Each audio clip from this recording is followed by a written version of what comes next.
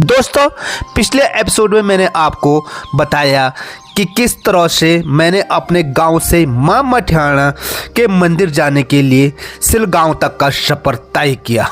अगर आपने वो वीडियो नहीं देखे तो आपसे अनुरोध है वो वीडियो ज़रूर देखें, क्योंकि तभी आपको मेरी पूरी जर्नी समझ में आएगी कि कितना खूबसूरत सफ़र रहा सिलगढ़ गांव तक जाने का। और अब आज आपको ले चलेंगे सिलगढ़ गांव से ऊपर मां मठियाना के दर्शन करने के लिए, जहां मठियाना मां विराजमान है।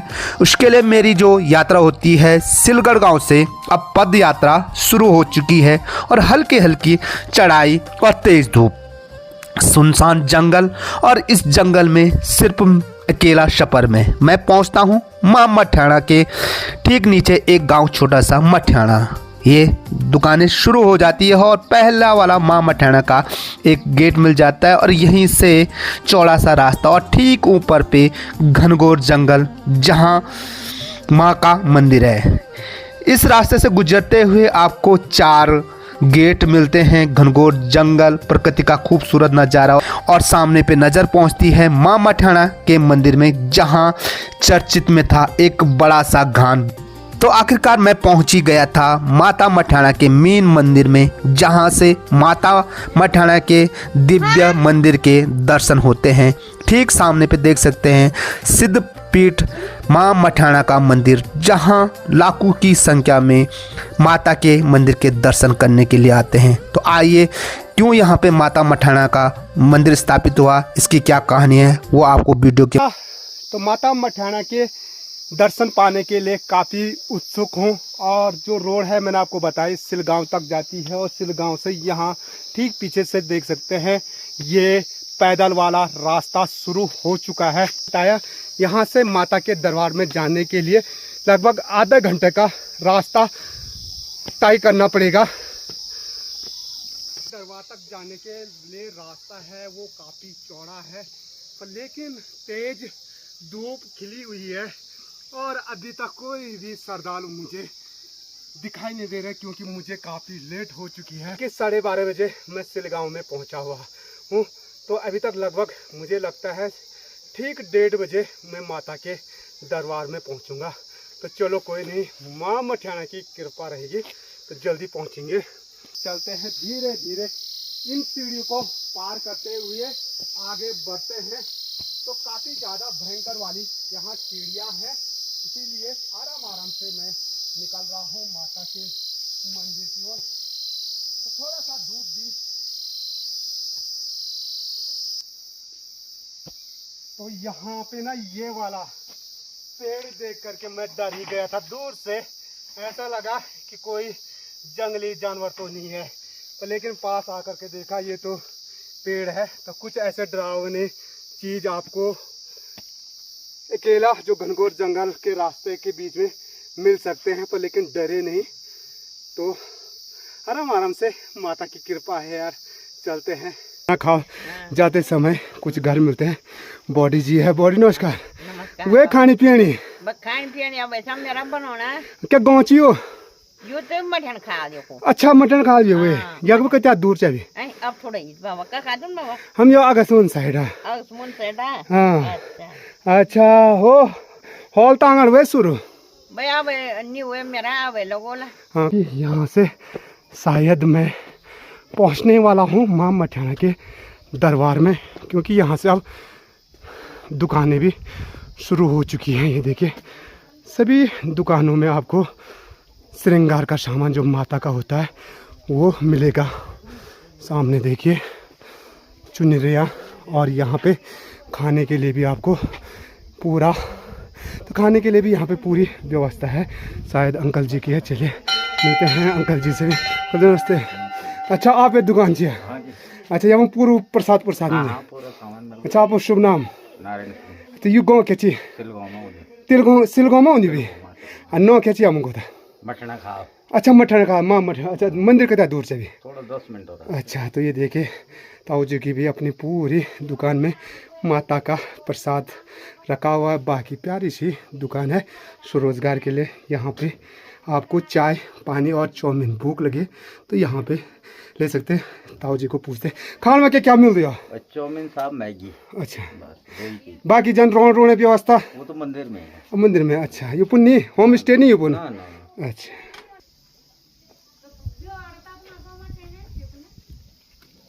जय माँ मठियाना देवी की जय।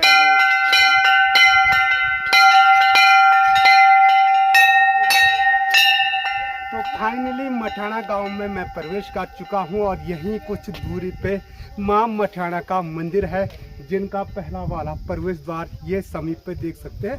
बाकी यहाँ नीचे पे छोटा ही गांव है, लगभग 10-15 परिवार यहाँ रहते हैं। यहाँ से रास्ता शुरू हो जाता है और रास्ता बता दूँ आपको, तो ये देखिए प्यारा सा चौड़ा सा रास्ता माँ मठियाना देवी के मंदिर जाने के लिए शुरू है। बाकी ठीक ऊपर पे जो घनघोर जंगल दिखाई दे रहा है, शायद वहाँ मुझे पहुँचना है।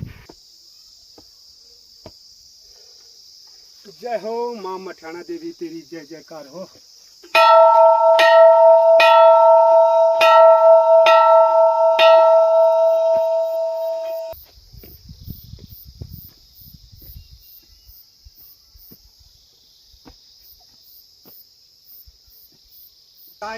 भले जरूर है, पर लेकिन माता के मंदिर तक जाने के लिए उत्सुकता बहुत ज़्यादा है।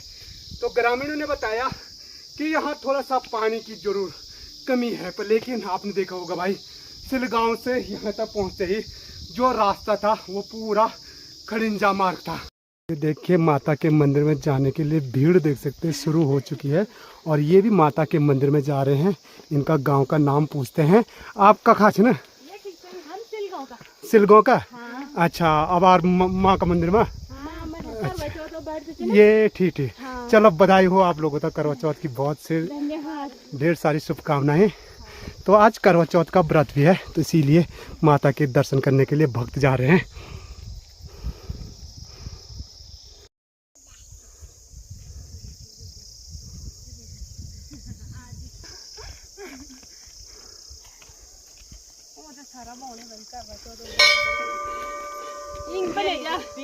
तो सिलगांव से चढ़ाई वैसा है नहीं, पर लेकिन जो पहली बार आएगा उसके लिए चढ़ाई जरूर है।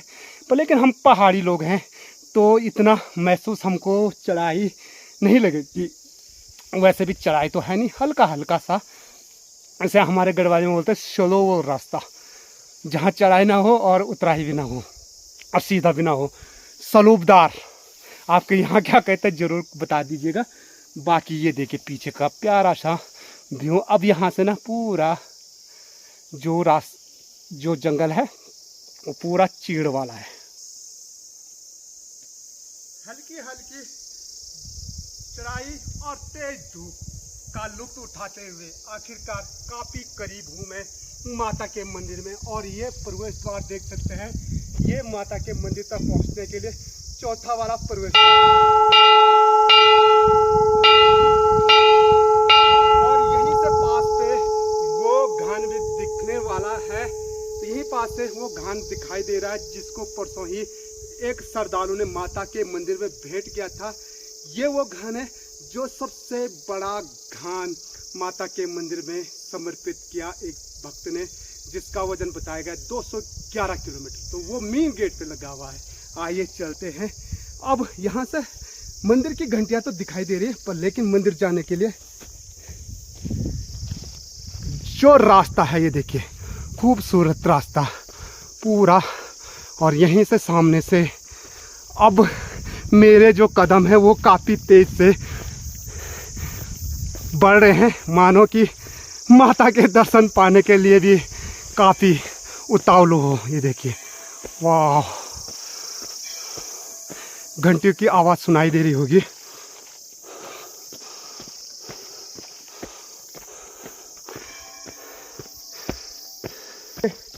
फाइनली मैं पहुंच ही गया हूं माता के दरबार में, जहां पे जय माँ मठियाना। तो साथियों पहुंच ही गया हूं मैं माँ मठियाना के दरबार में, और माता का जो पहला वाला यानी मेन प्रवेश द्वार है, जहाँ से सीधे माता का मंदिर दिखाई देता है। वो ये प्यारा सा खूबसूरत मंदिर, जिस मंदिर पे देख सकते हैं बड़ा सा घान, जिसको एक भक्त ने चढ़ाया है। 10-15 दिन पहले आपने देखा होगा, ये सुर्खियों में था ये घान, जिसका वजन 211 किलो बताया जा रहा है। तो यही वो घान है जिस पे ना भक्त लोगों ने जंग पे लेकर के माता मठाना के दरबार में पहुंचे। और ये वो घंटी यहाँ पे लगी हुई है। आइए सबसे पहले माता मठाना के प्रवेश द्वार में जो मेन घंटी है उसकी ध्वनि का आनंद लेते हैं।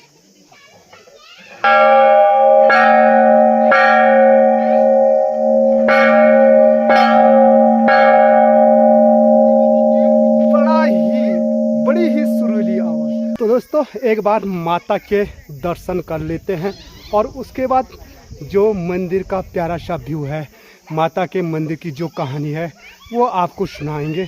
तो चलिए, यहाँ से ये प्यारा सा मंदिर दिखाई दे रहा है माता मठाना का, जहाँ जय माँ मठाना प्रवेश द्वार लिखा हुआ है। और मंदिर के चारों तरफ आपको बता देते हैं, ये देखिए एक ऐसा मंदिर है जहाँ अनगिनत घंटियाँ। और सबसे बड़ी बात आपको बता दूँ, यहाँ एक भव्य मेला होता है। और पहले जो ये मठाना खा मंदिर था, यहाँ असंख्य भैंसा बलि होती थी, पर लेकिन अब जो भैंसा बलि की जो प्रथा है वो पूर्ण रूप से बंद हो चुकी है। नहीं तो यहाँ पता नहीं कितने भैंसों की बलि दी जाती थी। तो चलिए एक बार दर्शन करते हैं माता मठाने के, और उसके बाद चारों तरफ का व्यू आपको दिखाते हैं। तो आप देख सकते हैं ठीक सामने पे माता मठाना का ये दिव्य मंदिर है, जहाँ दूर दूर से भक्तजन माता के दर्शन पाने के लिए आते हैं। और ये मंदिर सिद्धपीठ मंदिर है। और इस मंदिर की जो कहानी है, 2 तथ्य इतिहास में जुड़े हुए हैं।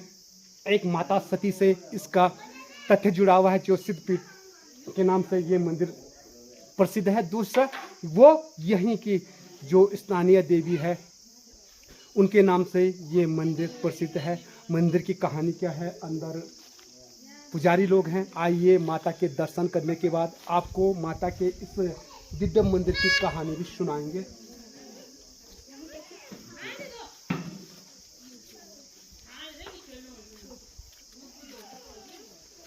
ये चीज़ बाट जी बाट हम ना उनके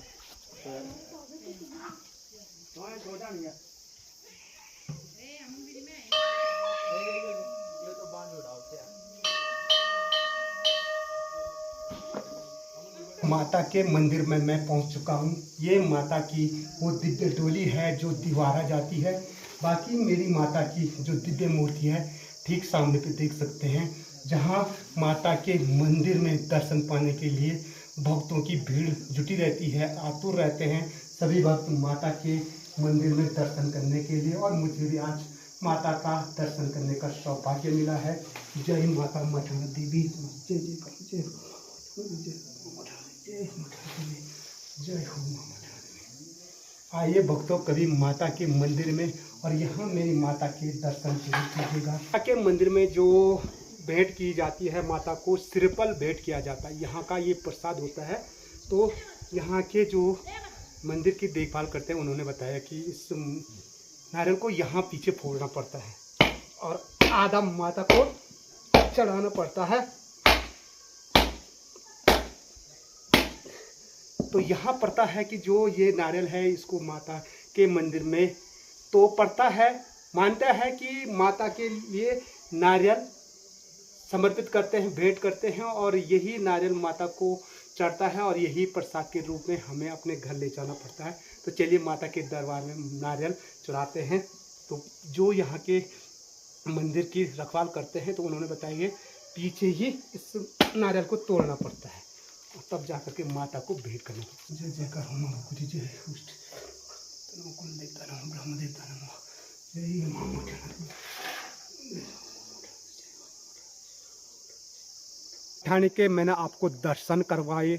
और अब ये जो दिव्य मंदिर है, इस दिव्य मंदिर की कहानी क्या है, आखिर कैसे ये मंदिर यहाँ पे स्थापित हुआ, और इस घनघोर जंगल में कैसे मंदिर का पता चला।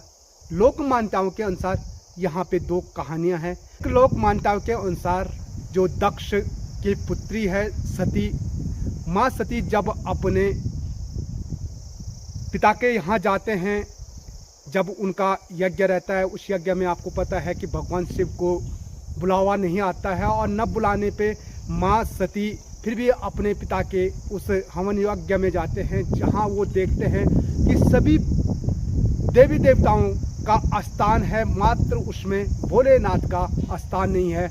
और ये देख कर के माँ सती काफ़ी दुखी होती है कि जगत पालन जो भोलेनाथ हैं उनके लिए इस हवन में कहीं भी स्थान नहीं। तो वो काफ़ी क्रोधित हुए और उस हवन को भंग करने के लिए वो उस यज्ञ कुंड में सती हो गए। तो भोलेनाथ को पता चला कि माँ सती हवन कुंड में सती हो चुकी है, और ये सुनकर के भोलेनाथ का जो रौद्र रूप था वो देख कर के पूरा ब्रह्मांड भयभीत हो चुका था। और भोलेनाथ उस हवन यज्ञ से माँ सती की देह को अपने कंधे में उठा करके पूरे ब्रह्मांड का चक्कर लगाते हैं। ये देख कर के भगवान विष्णु काफ़ी दुखी हो गए थे, और उन्हें पता था कि माँ सती से भगवान भोलेनाथ काफ़ी प्रेम करते हैं। जब तक इनकी देह इनके कंधे पर रहेगी तो ये कुछ ना कुछ विनाश करेंगे। उनको उस दुख को भुलाने के लिए भगवान विष्णु ने अपना चक्र चलाया, और उस चक्र से माँ सती के टुकड़े किए, और जो सती का अंश है कहते हैं वो यहाँ पे भी गिरा, जिसके कारण इसे सिद्धपीठ कहा जाता है। दूसरी लोक मान्यता के अनुसार कई वर्ष पहले मठियाना देवी भी एक साधारण कन्या थी जिसका नाम सौजा था। यह कन्या जैसे बड़ी हुई तो इसका विवाह तिब्बत के राजकुमार से करा दी जाती है। सौजा की 2 माँ थी। एक बार जब सौजा अपने पति के साथ मायके आती है तो वो मायके में आने के बाद लकड़ी लेने के लिए जंगल चली जाती है, और उनकी सौतेली माँ मौका पा कर के उनके पति को गांव के कुछ लोगों की सहायता से उनके पति को जहर दे करके हत्या कर देती है। जब सौजा घर वापस आती है और अपने पति को मृतक पाती है तो इस घटना से आहत होकर के सौजा तिलवाड़ा के सूरज प्रयाग में पति के साथ सती हो जाती है। तब यहीं से मां प्रकट होती है। देवी सिरवाड़ी गढ़ में पहुंचकर दोषी को दंड देती है और जल कल्याण के लिए नियमित यहाँ निवास कर लेती है। हर तीसरे साल यहाँ माँ के जागर लगते हैं। यहाँ देवी का उग्र रूप है। यही रूप सौम्यावस्था में मठियाना काल में स्थान लेता है।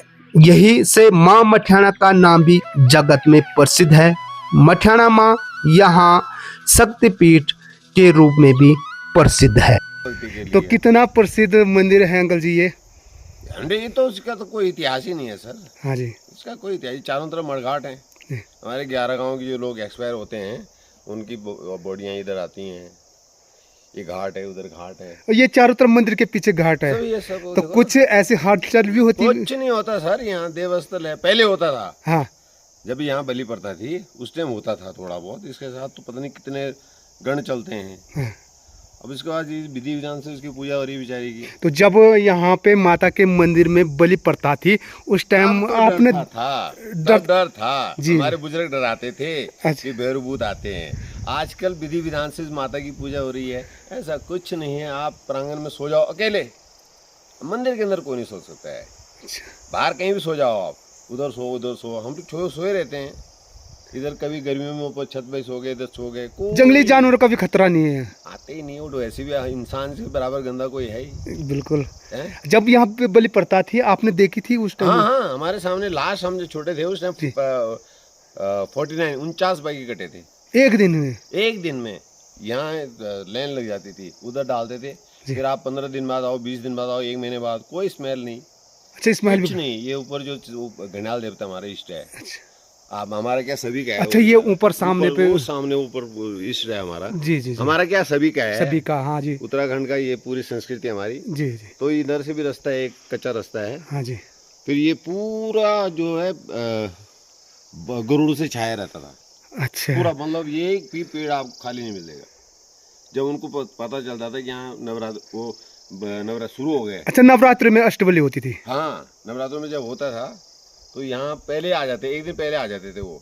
अच्छा। तो यहाँ रात को शेर वगैरह चिल्लाते रहते हैं, ऐसा कुछ नहीं। तो अब उसकी जगह पे लोग घंटियाँ, हाँ, अब या- उसके वो जटा होती है ना, नारियल फोड़ते हैं लोग बाग, नारियल। जटा है। अच्छा, तो चलिए दुकान में चलते हैं भाई साहब की, यहाँ पास पे, जहाँ पे खाने पीने की पूरी सुविधाएं हैं।